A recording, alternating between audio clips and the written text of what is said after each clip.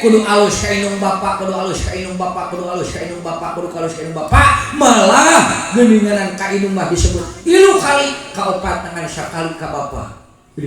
Nya kumaha beda Pak? Ari ka inung kudu 3 ka bapak dengan sakali.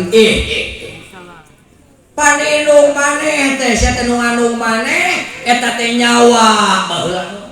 Oh teh nyawa mah ditaruhkeun. Nya. Bapak adu regeng nyieun maneh. Benar adu regeng ya Pak. Adu regeng. Malah inung maneh dek nangonkeun nyawana lantaran maneh asal hirup.